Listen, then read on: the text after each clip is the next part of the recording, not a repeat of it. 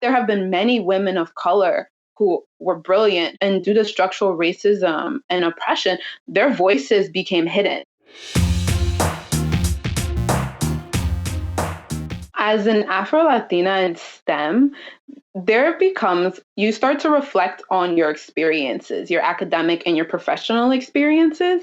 And I know for me, when I was in undergrad, I had to really take stock in, how was I treated throughout being a woman of color, even a young girl that showed interest in science, interest in STEM and math.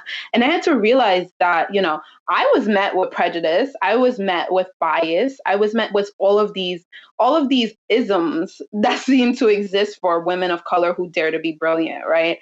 And then in that, I started to realize that I felt shame in my narrative. I felt shame. I felt all these things like I wasn't good enough. I couldn't compete. I wasn't ready. And then one day, within my 20s, I had to take a step back and realize, my story is not unique. In fact, there have been many women of color who were brilliant, who could compete, and who were intelligent, and due to structural racism and oppression, their voices became hidden, right? And in the movie, even Hidden Figures, we didn't even know that there were women that looked like us that have moved the needle in STEM. And that made me realize that, there is a responsibility to use our platform, to use our skills, our knowledge, and even our experiences to begin to elevate those that have not been, that have been underestimated and overlooked. And because of that, it really inspired me to this journey on how do I use my experiences, my skills to build technology for the future.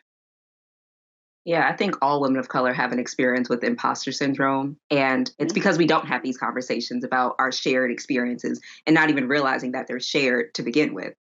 Siobhan, same question to you. What inspired you to create Magic in Her Melanin? Yeah, honestly, the gaps. You can't be what you can't see, summed up. And for me, in being from San Diego, both my parents are entrepreneurs. I grew up in small businesses. My mom's hair salon, my dad's restaurant, and community and public service were just a part of our everyday life. Just shared accountability for the collective, for people around you, lifting as you climb. When I think about magic in our melanin and just underrepresented creatives and particularly Black creatives and also Black women in STEM. I think we share so many versions of our different stories, but there's also nuance. There's also kind of specific learned and lived experiences, and we need to be talking more. We need to be sharing more resources. We need to have these taboo discussions and tear down these walls and barriers that keep us from being transparent, and having to reinvent the wheel and start from scratch and struggle every time we're sort of met with challenges in our careers and in our past. And most of the time, these challenges are so similar and these problems are shared.